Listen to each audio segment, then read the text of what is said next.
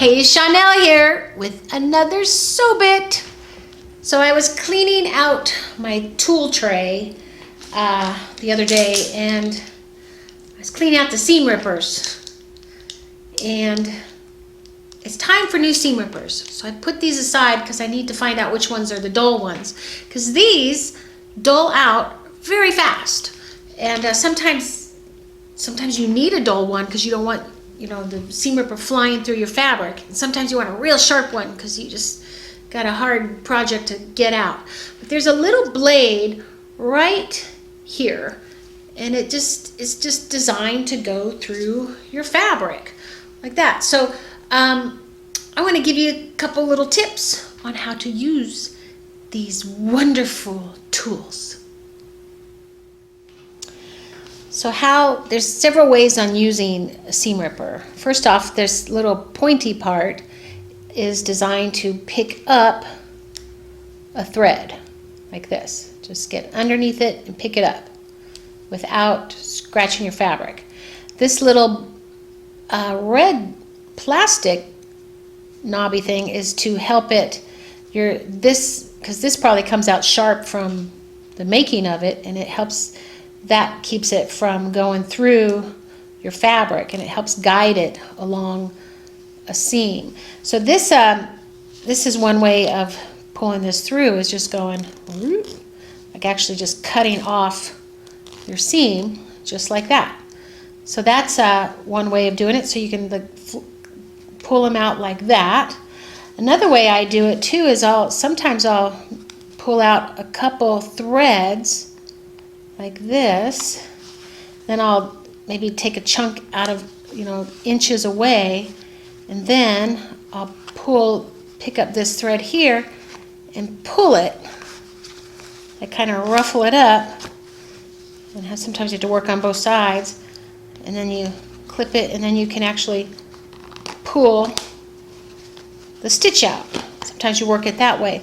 Another thing too, if it's real tight stitches, you actually just take it and go a little bit at a time. You just take the stitch here. You'll see the stitch right in there. Pop it out, pull. Pop it out, pull. You just work it that way.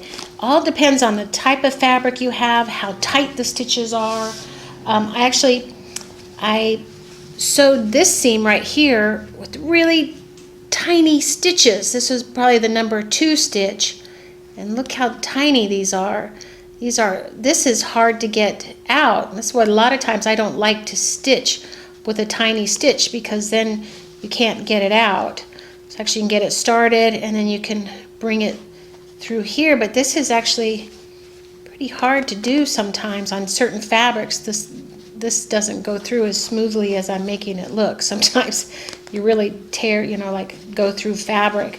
This right here, this stitch here, is even a really tiny stitch, and basically it was the same stitch here, but I was pulling the fabric, like I see so many of my students doing, pulling the fabric as the machine's trying to take it, and you end up with these impossible stitches here.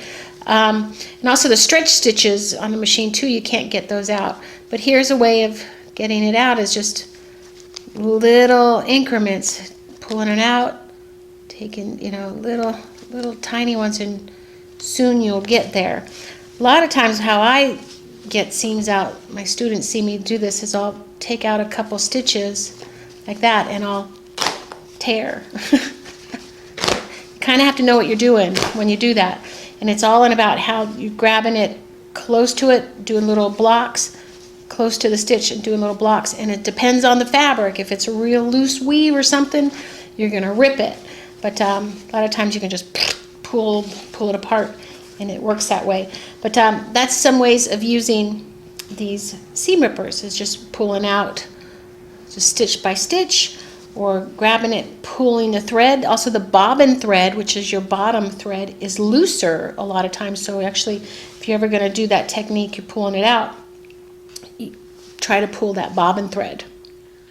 So that's a little bit about the seam rippers. So what you want to do is get several of them, keep one sharp one, and then when one gets dulled out, change it over. A lot of times what I'll do is I'll put a piece of tape on the old one, or I'll write in their old one here, but I think I did that here and it came out. So I don't know if it said old or new. A lot of times I forget my system. But like I put tape on here and I forget, was it a new one or an old one? So that's why I had pulled these out, and I'm going to test them and see which ones. I got to toss them and get new ones. Also, these, I keep these by my sewing machine in case you need one, but I don't like using these to tackle a big project. They're so small. I know my little kid students will use these, but invest in some good ones. And these come in different shapes, all different kinds. They're always trying to invent the better seam ripper, but just your basic one is all you need. Just know when you need a sharp one, know which one is the sharp one, and just pull out your stitches. See you at the next SewBit.